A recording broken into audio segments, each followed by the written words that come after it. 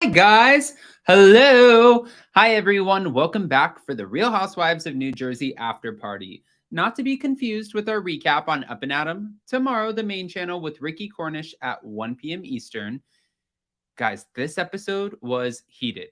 By the way, before we jump in, hello, welcome everyone. Make sure you smash that like button. We love our messy little sister Hellion channel. And if you guys are trying to get your Jersey merch, go to upandadamlive.com. Now I'm ready. You ready for what? Hi, guys. For all of the shit. Hi, guys. Okay. Oh, okay. Enough. Okay. Okay. Welcome to the after party where the party's at. No? No. Hey, listen, this might be a better party than when we saw at the Jersey Shore this week. I'm about to get a divorce. Oh, God. Okay. Okay. Hit me with the Let's talk about the episode. I mean, what would you give it if you could rate it really quickly? I know it's not a recap. We're just casually talking about the show after the show, but no, it's if good. You could rate it. It's good because you say my personalities change 9 times a day, so I feel like maybe today I give it an 8. Maybe tomorrow might be something different. So I'll give it an 8. An 8. Okay, well, it was I solid. Can't wait to see what you're going to give it tomorrow at the recap. But it looks like all of the guys in the, all the husbands, all the guys are recovering from a drunk party at the Gorgas. Yes. Jackie, for a friend, is really inserting herself a lot this season in my opinion. Yeah. Wouldn't you say so? Yeah, absolutely. By the way, I just want to say really quick, the guys, I could never hang with the guys of New Jersey. They are ridiculous and wild. And for Jackie, we'll get to it. Okay. Well, she said that Bill and Jennifer can't be around each other unless they're wasted. She's insinuating they hate each other and they can't do anything without being wasted. They can't be around each other without basically drinking. Well, do you think that's true? This is her interpretation, and I think when you are so heavily involved with alcohol, I think that you allow people to form an opinion about you, and you're giving that to them. It's like you're handing them the smoking gun, and now she has this interpretation, and she's clowning you because of it. But is she at home with Bill and Jennifer? No. But also, Jennifer's confiding in Jackie and telling her that there are problems, and Jackie's kind of weaponizing that a little bit. Can I do a quick, this is so unplanned, but can I do a quick rapid fire round of can you rate each lady how they're doing this season if I just bring them up really quick? Yes, go. Teresa. I'll give her a 10. Margaret. A 10. Melissa. 10. Danielle. An 8. Rachel. 6. Dolores. Well, Dolores is in her love bubble, but for her, I always give Dolores a 10. Of course. I mean, she's not dramatic, but Jennifer, she doesn't need to be. Rapid fire, Jennifer. It's 8. An 8? Yes. Yeah. I mean, she's being vulnerable. She's opening up and she's taking her power back. She's like, you're not going to talk shit to me, Bill. I'm not your subordinate. And Jackie as a friend.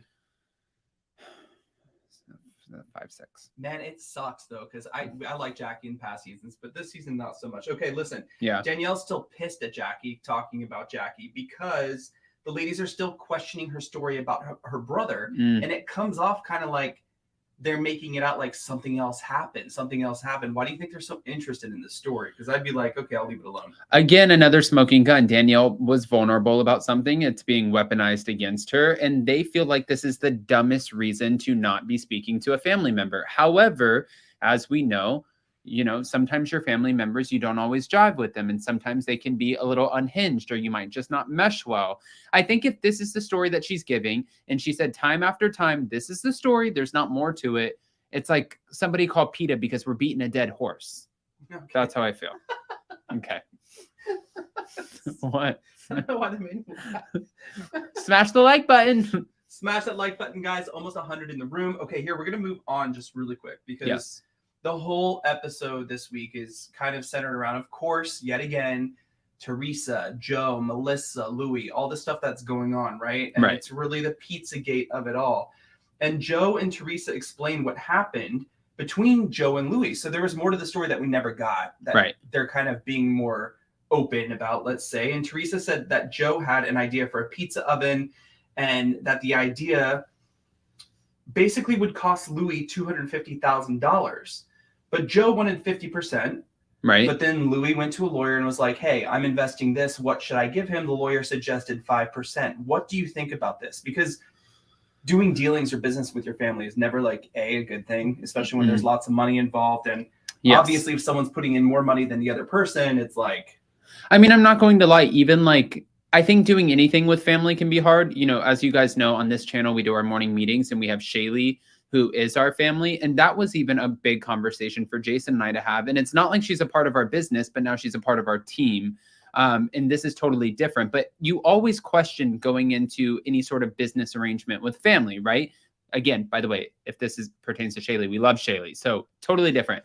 But I feel like for Melissa and Joe and Teresa and Louis, it makes sense now because Joe wanted to honor their late father, No, and he loved pizza and they had the pizza restaurant and he came up with this idea to do a pizza oven named the No. Okay.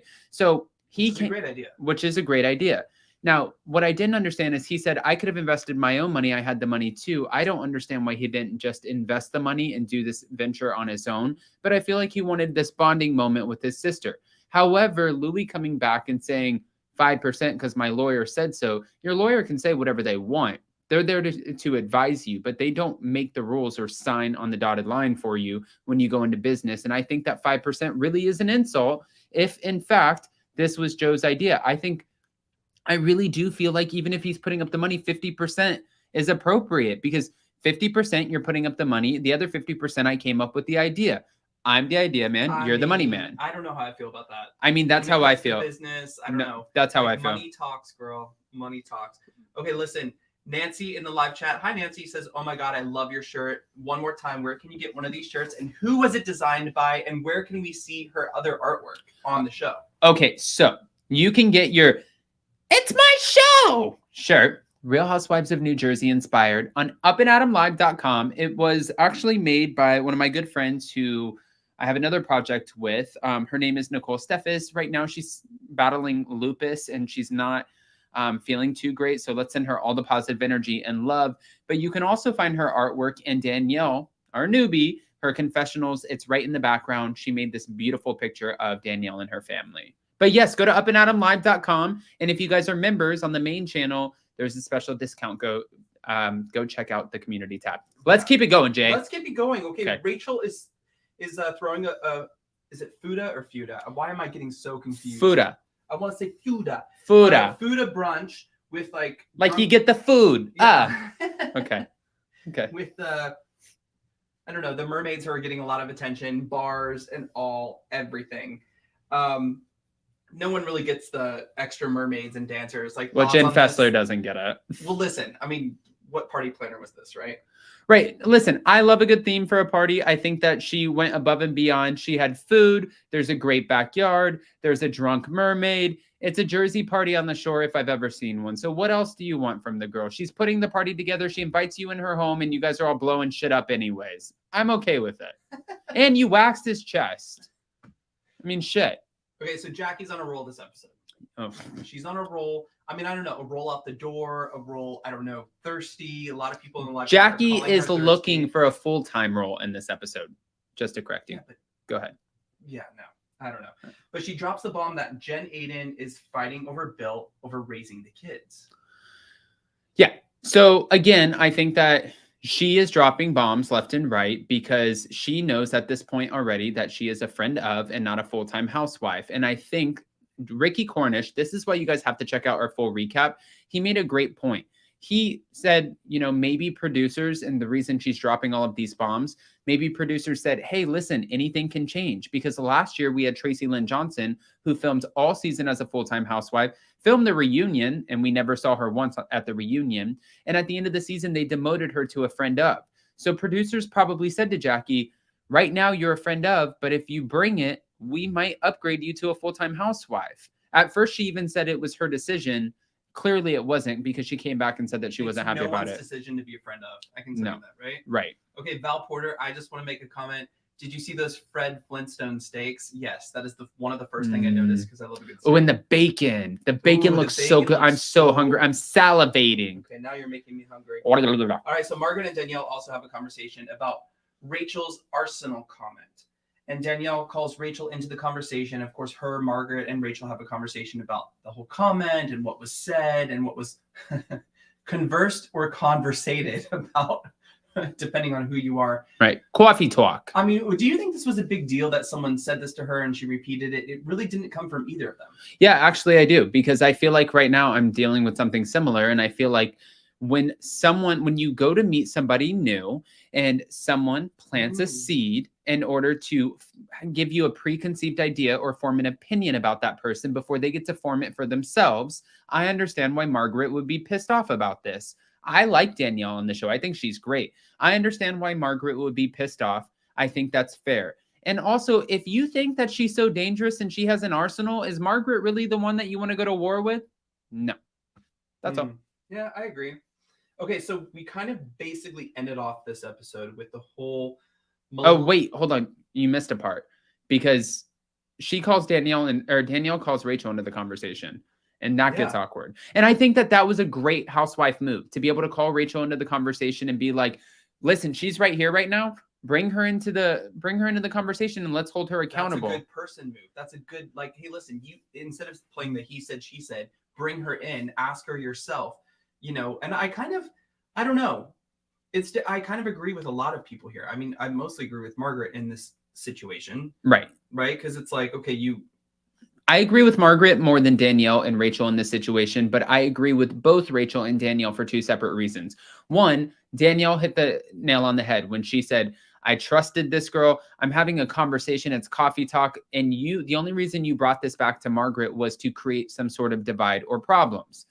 Yes, I think Danielle's right. However, Rachel brought this back to Margaret because she planted a seed, understood the assignment, and knew, hey, you guys brought me onto the Housewives and I got to play ball. So she did what a housewife would do. So I get, we're filming a TV show, guys. We need the ratings. We need the drama. This isn't everyday shit.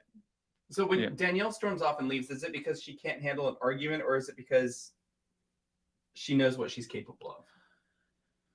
I think she knows what she's capable of. I think that Danielle is being very open, and you can see that she's like calming herself down. I don't think this is somebody who's like, I have to run away because I'm afraid of the confrontation or conversation. She has no problem, just like when she called over Rachel and she's interjecting into conversations when she hears her name. I think that she really knows, I'm going to pop off and this is going to get very ugly and this is going to live on TV forever. If I do that, that is not how I want to portray myself. So I'm going to remove myself from the situation. I applaud her for that. Yeah. I think she left the party too soon because then the real shit went down, but I applaud her for it. So towards the end of the episode, I'm not saying it is the end of the episode or what we're talking about, but there was a lot going on between Melissa and Louis and Teresa and Joe, as usual. This is the never-ending story, really. Right. But I'm actually more invested now than I ever have been. Which is so crazy because I really feel like, and I feel like we all think if they just sat down and had a real conversation, right, it would go well. But Louis is really trying to play like the man in the middle, and it's really not working because he's coming off as this like, you know, preacher guy. This is my opinion, but he's coming off like this like preacher, I know I'll be all kind of thing. But then he gets like really angry really fast at Teresa. If you were going to marry me and you're acting like that, you get really frustrated with your soon-to-be wife while you're trying to make everything okay with the family you've been arguing with for so long. Wouldn't that rub you the wrong way? Yeah, listen, I look at it two ways. There's obviously something that Teresa loves about the guy, and she knows him better than all of us. So even when I did my interview with her, and I said, I think fans worry about you because they're so invested in you and your girls, and they followed you throughout your whole journey. And she's like, I'm a big girl. She sees things that we don't. We have to remember this is a heavily edited version. But I also think that these are two extremes. Like the guy who's like, Joe, hold the pillow, and then you get to talk. And Teresa, calm down, Teresa. Let me talk. And it's these are two very different reactions, which would probably give anybody pause. So if that's a fan reaction or a reaction from anyone who's also filming around this, I could see where you might think, oh, that's questionable. I mean, that's true. Guys, there's 145 in the room. Hit that like button. If did you go to upandadamlive.com to get your It's My Show? Hi. Okay, can you get out of that? I know, this is great. Okay, can you get out of my shot? I need to do like finger puppets. Okay. Do I have finger puppets on me? I got the cha-chas. Okay, let's keep going. All right. So Melissa says that there's two sides to Louis, right? Which I agree because we were just talking about that. It's like the I can fix it guy, and then also You're saying like Jekyll and Hyde. Yes. Oh my God, I said that earlier. You didn't say that. Well, No, I said it you always take the good content from me. I said it in my head. You take the good content from me. You always say that you said something if you like it and it comes out of my mouth. Girl, please. I'm not a girl. Boy, please. I'm not a boy. Man, please. That's right. Bro. Oh, that's right. That's right. Bro, I'll Marisol your ass. Okay. Bro. Oh. Okay. You're gonna get drunk on some cockies? No, not yet. Okay. But Teresa said, this is what it's so crazy to me because I feel like there's just really like an inch or two away from them making up and just really understanding each other. And then every time they get close, they get that inch or two apart, they have a fight and it takes them miles apart. Would you agree with that? Yes, but the thing is, there's so much hurt and pain here. And I think, again, back to Louis for a second, I think what he's trying to do by having this conversation, do I think it's a little strange? Like, Melissa, hold my hand for a second. Yeah, I feel like if Joe saw that, he might pop off. And I don't know if Joe's the guy that I would want to piss off. But I also feel like he's doing it with good intentions. Like, you guys have a whole history before I came into this. Now your sister and I are about to be married. We're going to be in each other's lives. Or at least that's what I think he's hoping for. So let me try to diffuse the situation. I feel like the intentions are good, but Teresa... Does it come off inauthentic? Because doesn't it... I mean, why would it be inauthentic trying to repair a relationship between your future wife and her brother and her sister-in-law? I mean, I don't know, because I feel like Melissa and Joe look at Louis like, okay, we'll accept this. They might not love it, but they're willing to accept it. But then they're looking at Teresa, and Teresa's still kind of popping off. And this is why Louis is popping off on Teresa, because he's like, no, you're interjecting. You're not letting anybody talk. But it goes back to the pain of it all. Melissa's upset because her parents weren't, or her family wasn't invited. And she feels like her family's never done anything wrong. Whereas Teresa's like, it's my wedding. And I feel like you talk shit about me. That's why you're not a bridesmaid. And your family, back in the past, they went on Twitter and they talked about me. So I might forgive, but I never forget. So it's like really hard to keep up with this dynamic. It's wild. No, I agree.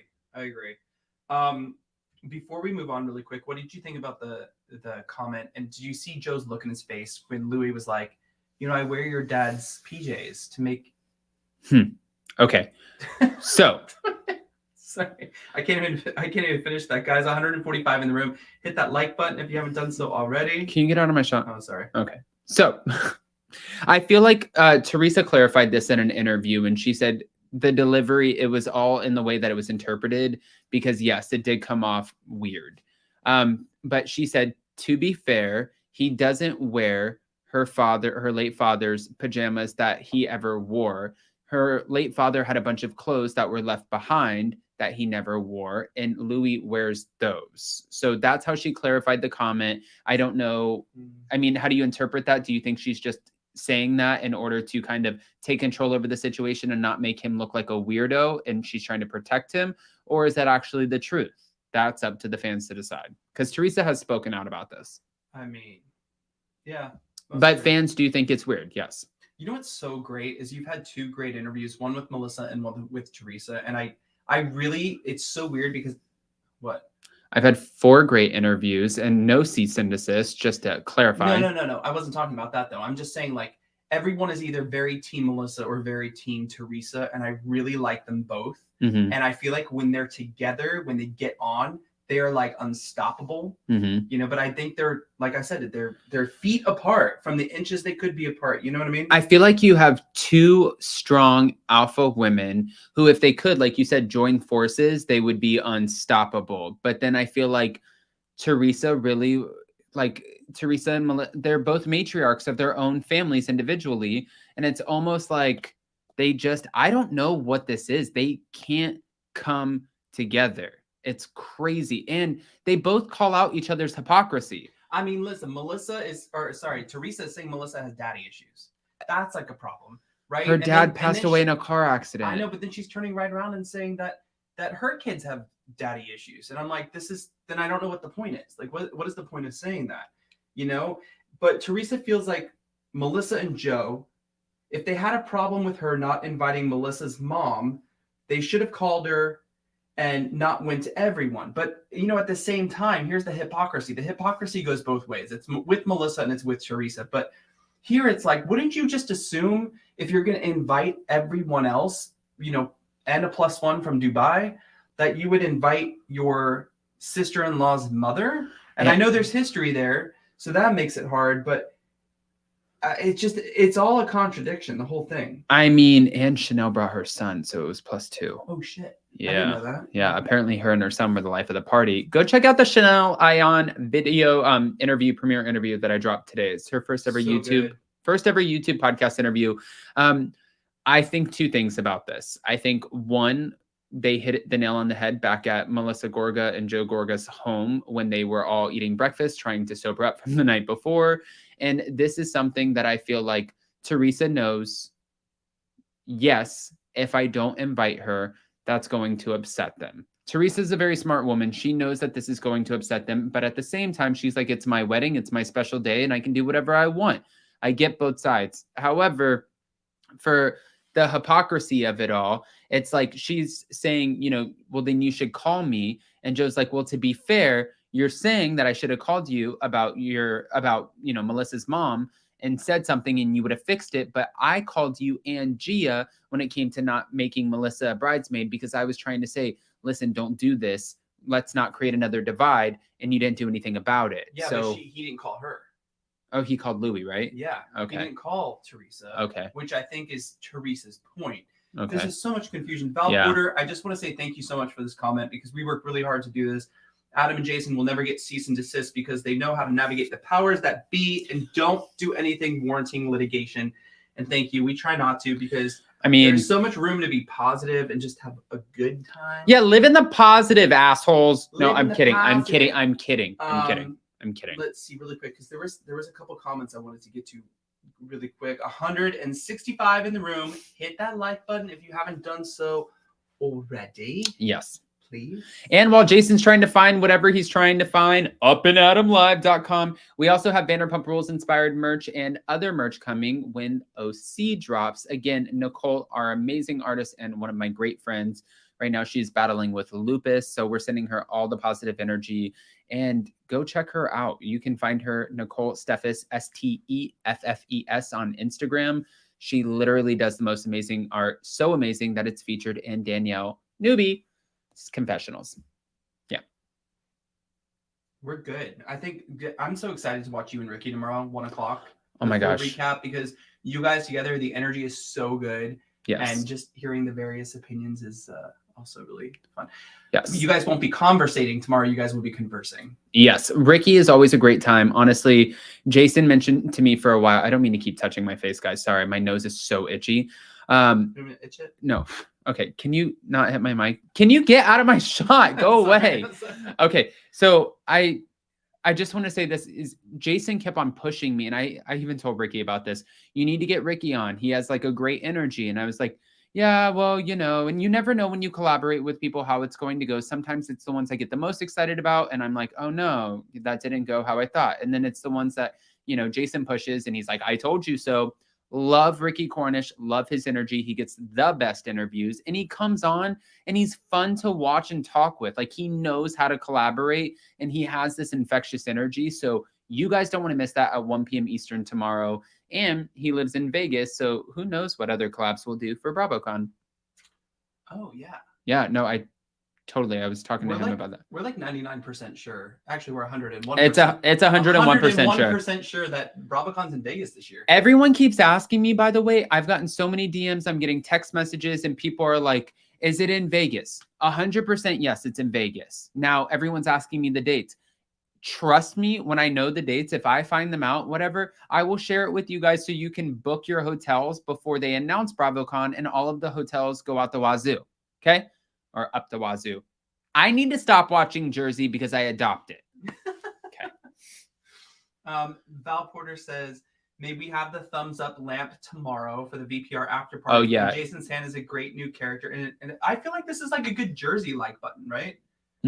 Yo, hit the like button. Fist pump that bitch. I feel like for Vanderpump Rules, it's very like, you know, club lounge if I have the light button, no? Yeah, but you also get, Jason gets like, Jason gets fun for the Vanderpump Rules after party. He makes a special cocktail. I don't know what are you making tomorrow? Tomorrow we're trying all of the Vanderpump wines. Oh. Yeah. Okay. And I'm going to give my my thoughts. Okay, so we're trying the Vanderpump wines tomorrow. You don't want to miss Jason on an after party because he is a totally different Jason. A lot of fun because we work all day. So I always see him serious. He's in business work mode all day.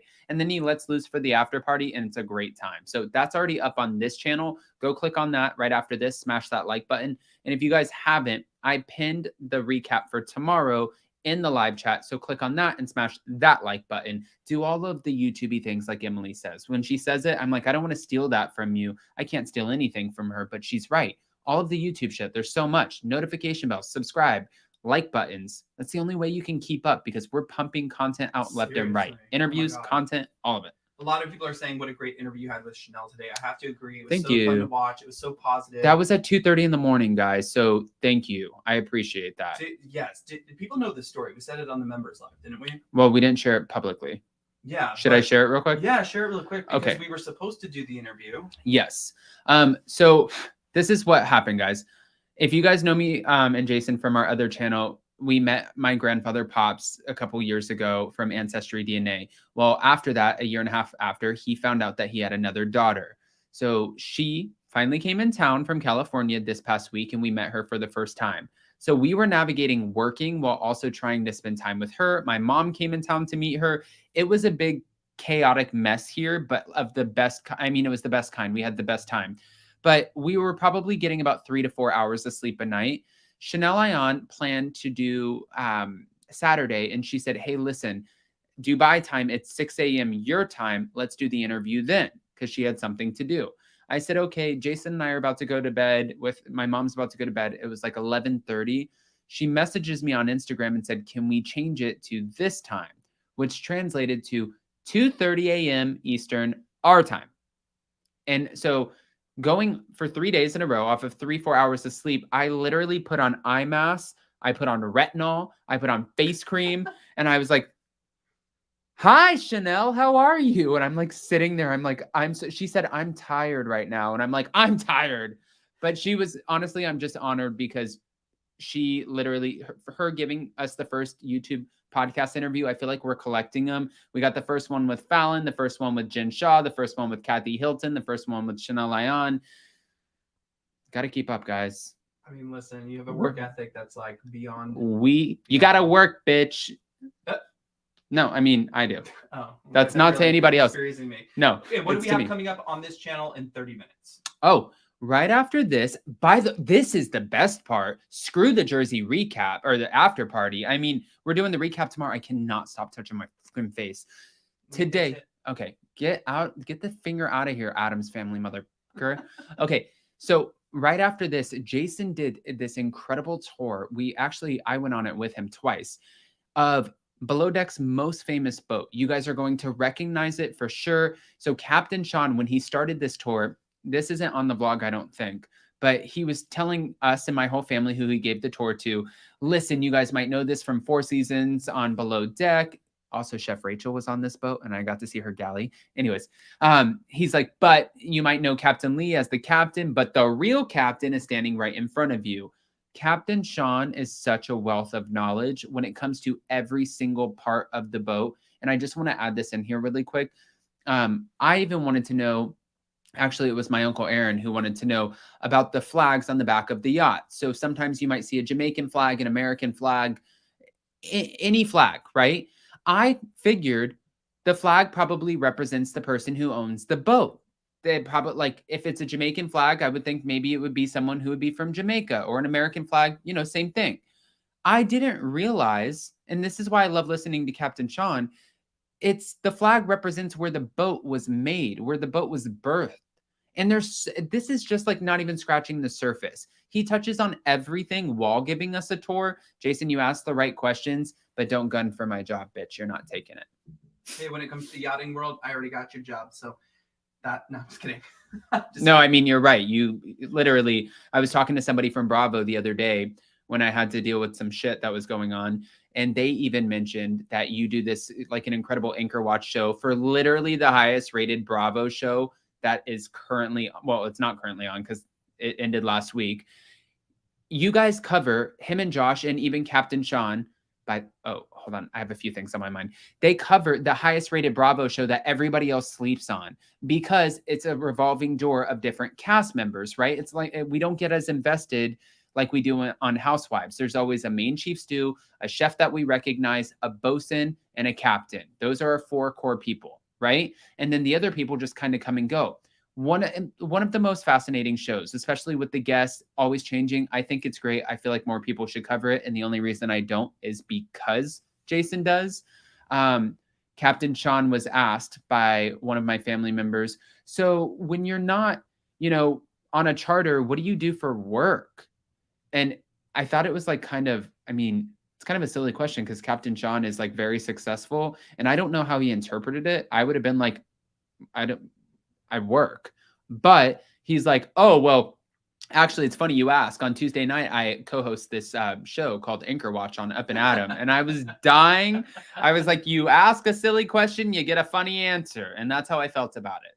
That's honestly, I thought it was, it's not a stupid question. It's like, what do you do when you're not in season? I got the question, but Captain Sean just kind of looked like, I co-host Anchor Watch on Up and Adam. People are saying they missed Anchor Watch, but listen, tonight you can come right here on this channel in 28 minutes. Yes. We're going to take you through Motor Yacht My Sienna, which is on season 9, which everyone knows is my favorite season of Below Deck. Can you get your fingers out of my face? No, I love it. This is fun. It's okay. like I have hey guys. How many people do we have in the room? We have 170 in the room. Hi, smash that like button. Smash that like button. Don't forget Lots of Jamaicans in the room tonight saying my country, my Hi. country. Hi, everybody. So I've never been to I just want to add this really quick. Never been to Jamaica. My mom went there. She went there on a vacation and she swam with stingrays. And she said that one of the most beautiful places that she's ever been. I said, even next to the Bahamas, she said the Bahamas don't even touch it. And they have good food. And they have good food. And the Jamaican flag is currently flying on the yacht. You'll see it tonight in the video. So yes, that's why I brought it up, because I thought, okay, well, the current owner, because this yacht has traded hands as far as owners a couple of times, and Captain Sean will even take you through. You guys will remember the yacht as My Sienna, but it went through a total rebrand as far as like the name, and he talks about the different furniture pieces and things that have been taken out, put in, because they're constantly revamping the yachts because they're constantly going out on charters, and at the end of the day, things get wear and tear, or they age out, or they phase out, or a new owner comes in and they're like, I want to do something a little bit different. He explains all of this. One of the most fascinating vlogs I've seen. And fun fact that over half the crew on the new boat is a Jamaican crew. Really? Yeah. The chief engineer, which you'll see in the vlog, is Jamaican. One of the stews is Jamaican, and I forgot if one of the engineers, someone else, is Jamaican as well. So does that mean that the boat was birthed in Jamaica, or does that mean that the rebranding of the boat happened in Jamaica? It was, well, I don't know, but that question will be answered tonight. That's a Captain Sean question. That's a Captain Sean Will he be in the live chat? He'll be in the live chat. We'll all be in the live chat tonight. Okay, we have to ask Captain Sean all of the questions because he will he loves it. Paula said, Jason, where is the thumbs up that lights up? Get the fucking light. This is Jersey, so I can do my Jersey hand. We'll do the Vanderpump Rules hand tomorrow. Yo, Jersey. Okay. Jersey. He's done. Okay. Okay. Did we cover everything? We covered everything. Okay. We'll see you tomorrow for the recap. All right. Again, guys, you have 20 whatever minutes. Go to upandadamlive.com because you want to check out the merch. I feel like if there are any other announcements, let me just say them really quick. Taylor Strecker, who is a part of the Mommy Dearest tour with Stassi Schroeder, we rescheduled for next week. This is why we don't put a schedule out, because there are always different things that are changing. But if you guys are interested to see what we have going on, tomorrow we have the New Jersey recap with Ricky Cornish. We have crazy interviews coming your way. We're dropping another interview with the queens of Fox Soul, Cocktails with Queens, Vivica A. Fox, Claudia Jordan, Lisa Ray McCoy. Selena was not available. It was an incredible conversation. Join us on Friday for that. And then everything else, Vanderpump Rules recaps, of course, as you know, those are coming. And tomorrow night, same time, except Jason's going to be in the hot seat making his cockies with Marisol, except not with Marisol, talking about the Vanderpump Rules after party. I love you guys, and we will see you in the live chat for the behind the scenes Below Deck adventure. Bye.